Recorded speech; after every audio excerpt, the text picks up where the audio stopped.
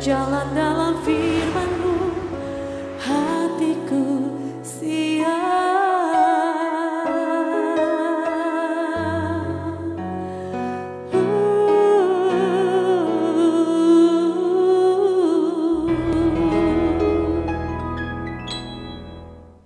Salam, God lover yang dikasih oleh Tuhan Yesus. Senang berjumpa kembali dalam program Resen God malam hari ini bersama Diaspora TV.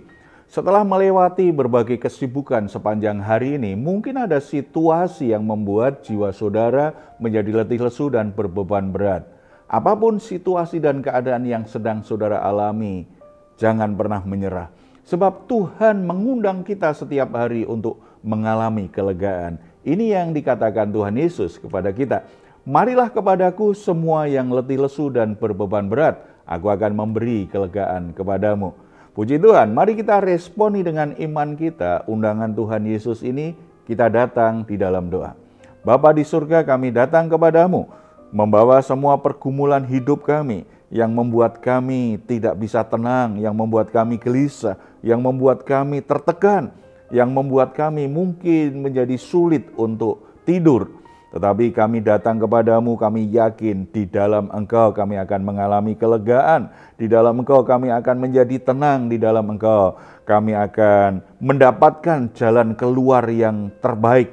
Dengan kuasa-Mu kami akan bisa menyelesaikan masalah kami satu persatu. Tidak ada alasan kami menjadi gelisah dan tidak bisa beristirahat. Sebelum kami beristirahat malam hari ini, Bapa, kami rindu mendengar suara-Mu. Mari Engkau berbicara kepada kami lewat hamba-Mu. Biarlah Roh Kudus yang memberi kami pengertian. Dalam nama Tuhan Yesus kami berdoa. Amin. Menjadi orang yang berkuasa itu telah menguasai ambisi begitu banyak orang. Sehingga orang-orang yang terobsesi untuk menjadi orang yang berkuasa ini rela melakukan segala macam cara untuk mendapatkannya. Ketika kekuasaan sudah diraih, di situ kemurnian hati dan karakter orang akan terlihat kualitasnya. Alkitab banyak menceritakan kisah tentang orang-orang yang ambisius dengan kekuasaan seperti ini. Ada seorang yang bernama Zimri dan yang kedua Omri. Dua orang yang begitu tergoda untuk berkuasa menjadi raja. Nah, bagaimana kekuasaan itu begitu menggoda dan akhirnya menjatuhkan Zimri dan Omri. Ketika mereka sudah jadi raja, hidup mereka justru hancur. Kita akan membuka 1 Raja-Raja pasal 16 ayat 15 sampai 28. Kita akan temukan tentang bahaya dari orang yang berambisi dengan kekuasaan itu. Kita perhatikan ayat 15 sampai 20. Ini kisah dari orang yang bernama Zimri. Kita baca saja ayat 18 dan 19. Segera sesudah Zimri melihat bahwa kota itu telah direbut, masuklah ia ke dalam puri istana raja, lalu membakar istana raja itu, sedang ia sendiri ada di dalamnya, dan ia mati. Oleh karena dosa-dosa yang telah dilakukannya dengan melakukan apa yang jahat di mata Tuhan, serta hidup menurut tingkah laku Yerobeam, dan menurut dosa Yerobeam yang mengakibatkan orang Israel berdosa pula. Saudara-saudara, Zimri dikuasai oleh ambisi yang tidak terkendali di hatinya. Ambisi untuk berkuasa. Zimri memiliki ambisi yang begitu besar untuk menjadi raja. Maka begitu dia berhasil merebut tahta, membunuh Raja Ela, Zimri kemudian memerintah. Tapi sayangnya dia hanya memerintah selama 7 hari. Zimri mati terbakar di puri istana raja. Kematian tragis ini terjadi sebagai konsekuensi atas dosa-dosa yang telah dilakukannya di hadapan Tuhan, yang sudah menyakiti hati Tuhan, yang sudah melawan ketetapan Tuhan. Saudara-saudara, kita melihat ada begitu banyak orang yang menjadi korban ambisinya. Mereka mengejar kekuasaan dengan cara yang licik, dengan menghalalkan segala macam cara jahat terhadap sesamanya, mengorbankan orang lain, melanggar hukum. Apapun dikerjakan untuk bisa mencapai ambisinya sebagai penguasa. Akibatnya hidupnya mengalami tragedi yang menyedihkan. Mungkin kekuasaan berhasil dia rebut, tetapi dalam perjalanan selanjutnya dia akan berhadapan dengan keadilan Allah, kejahatannya, pemberontakannya terhadap otoritas Allah, dan sikapnya yang begitu licik dan jahat terhadap orang lain. Akhirnya berhadapan dengan keadilan Allah, tidak hanya dirinya yang mengalami bencana dan celaka, seringkali keluarganya pun menjadi korban dari ambisinya yang tidak terkendali ini. Kita harus waspada dengan dorongan untuk meraih kekuasaan. Kekuasaan yang didapat tanpa melewati proses yang benar biasanya membuat orang tidak terkendali untuk mengelola kekuasaannya. Ambisinya lebih kuat, lebih besar daripada ketaatannya terhadap Tuhan dan terhadap hukum yang berlaku. Saudara-saudara, kita perlu ingat, kekuasaan yang tidak disetujui oleh Tuhan hanya akan membawa bencana dalam hidup kita. Tetapi kalau kekuasaan yang berhasil kita miliki, kita capai, kalau itu seizin Tuhan, kalau itu melewati proses yang sesuai dengan prosesnya Tuhan, maka kekuasaan itu menjadi berkat bagi banyak orang, membuat hidup kita semakin melayani Tuhan, semakin mempermuliakan Tuhan, membuat hidup kita semakin dipakai Tuhan, punya dampak yang besar. Oleh sebab itu, apapun kekuasaan yang kita miliki, apapun kesempatan besar yang Tuhan berikan kepada kita, baik dalam keluarga kita, dalam karir kita, dalam bisnis kita, terlebih dalam pelayanan gerejawi, biarlah itu tidak didorong oleh ambisi pribadi kita, tetapi didorong oleh kerinduan untuk menjadi terang bagi dunia ini, untuk menjadi berkat bagi banyak orang, untuk dipakai Tuhan punya dampak yang besar. Makanya ikuti prosesnya dan pakai proses yang benar itu untuk mempermuliakan nama Tuhan. Yang kedua, raja berikutnya adalah Omri. Kita bisa baca di ayat 21 sampai 28. Di situ tergambar bahwa Omri ternyata tidak waspada dengan godaan dosa yang ada di dalam kekuasaan itu. Omri mampu mempertahankan tahtanya setelah dia melakukan peperangan, tetapi dalam pemerintahannya kemudian terjadi perpecahan. Omri berhasil membeli Samaria, yaitu tempat yang sangat strategis secara ekonomi, tetapi karena dilalui dengan cara yang tidak benar, Samaria yang menjadi pusat pemerintahannya, yang strategis secara ekonomi maupun politik, ternyata tidak membuat Omri itu berhasil mempertahankan kekuasaannya. Kekuasaan yang dimilikinya kembali merusak, seperti Zimri.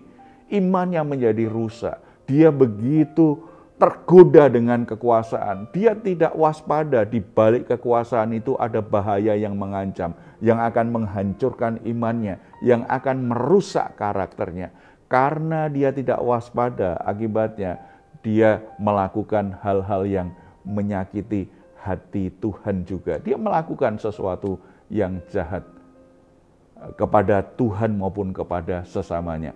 Saudara-saudara, kekuasaan adalah kepercayaan Tuhan yang harus kita pertanggungjawabkan. Kita tidak boleh lupa diri.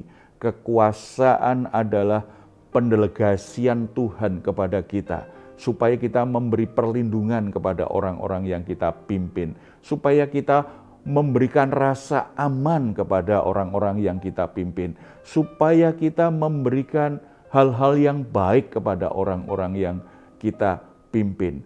Bukan pusatnya pada diri kita, pusatnya pada Tuhan dan menjadi kebaikan bagi orang-orang yang kita pimpin. Kita harus memberikan pertanggungan jawab kepada Tuhan. Ketika Tuhan izinkan kita punya kekuasaan, baik sebagai kepala keluarga, sebagai orang tua, sebagai pemimpin di dunia kerja, maupun di dalam pelayanan atau di pemerintahan, seharusnya hal itu membuat kita semakin mempermuliakan Tuhan. Kekuasaan memberi kita pengaruh yang kuat kepada orang-orang yang kita pimpin. Tuhan Yesus berkata, kamu adalah garam dunia. Kamu adalah terang dunia. Ketika Tuhan izinkan kita punya kekuasaan, kita jadi pemimpin, kita punya otoritas kepada orang-orang lain, apalagi kepada banyak orang, berarti kita akan dipakai Tuhan untuk menggarami orang lain, supaya hidup orang-orang yang tawar hati itu menjadi kembali semangat. Orang-orang yang akan berjalan dalam kebinasaan akhirnya boleh mendapatkan kehidupan yang dari Tuhan. Orang-orang yang akan rusak hidupnya menemukan jalan yang terbaik dari Tuhan. Karena kita orang yang diberi Tuhan kekuasaan, tidak tergoda dan akhirnya memakai kekuasaan untuk hal-hal yang buruk. Oleh sebab itu saudara, pakailah kekuasaan yang saudara miliki, yang diberikan Tuhan, untuk melayani Tuhan lewat kepemimpinan saudara yang baik dan mendatangkan keadilan serta kesejahteraan bagi orang-orang di sekitarmu. Berikan teladanmu yang terbaik supaya hidupmu menggarami orang sekitarmu. Sebarluaskan nilai-nilai kerajaan Allah. Terangi orang-orang di sekitarmu supaya mereka tahu jalan-jalannya Tuhan, supaya semakin banyak orang ada di jalan Tuhan, mengenal Tuhan, mempermuliakan Tuhan lewat hidupmu. Kita bersatu dalam doa. Bapa di surga, terima kasih untuk posisi kepemimpinan yang Tuhan berikan kepada kami. Terima kasih Tuhan percayakan kami sebagai orang tua yang memimpin anak-anak kami. Tuhan terima kasih, Tuhan izinkan kami menjadi guru yang bisa memimpin murid-murid kami. Tuhan, kami bersyukur sebagai pemimpin rohani dalam pelayanan. Kami bersyukur sebagai pemimpin di dunia bisnis. Bersyukur dalam perusahaan kami juga punya posisi yang baik, memimpin orang lain. Dan kami bersyukur juga karena ada di antara anak-anak-Mu jadi pejabat di pemerintahan. Biarlah semua yang Tuhan sudah berikan selalu mengingatkan kami supaya hati kami tetap melekat pada Tuhan. Kami waspada dengan bahaya kekuasaan yang kami miliki. Kami tidak pakai untuk sesuatu yang menyakiti hati Tuhan dan menyakiti sesama. Tetapi kami akan pakai kekuasaan itu untuk memberi pengaruh yang benar, pengaruh kerajaan Allah, membagikan kebenaran Tuhan, membagikan nilai-nilai yang membuat banyak orang akhirnya menemukan kebenaran di dalam Tuhan Yesus Kristus. Ada banyak orang akhirnya sungguh-sungguh mengenal Tuhan secara pribadi lewat kehidupan kami. Berkati kami semua dan berikan kami hikmat yang kami butuhkan untuk melakukannya. Dalam nama Tuhan Yesus kami berdoa. Amin. Jika saat ini saudara atau keluarga saudara sedang mengalami pergumulan dan membutuhkan dukungan doa, di layar saudara ada nomor telepon yang bisa saudara hubungi. Tim doa kami akan mendoakan saudara. Silahkan juga jika saudara ingin memberikan komentar, tuliskan komentar saudara di ruang komentar yang ada di channel Diaspora TV. Baik saudara, sebelum kita berpisah, mari kita memperkatakan bersama-sama Mazmur 4 ayat 8-9. Engkau telah memberikan sukacita kepadaku lebih banyak daripada mereka ketika mereka kelimpahan gandum dan anggur. Dengan tentram aku mau membaringkan diri lalu segera tidur, sebab hanya Engkaulah ya Tuhan yang membiarkan aku diam dengan aman. Puji Tuhan, selamat beristirahat. Doa saya senantiasa saudara selalu mengalami Resen God setiap hari. Tuhan Yesus memberkati kita semuanya. Salam. Hatiku siap.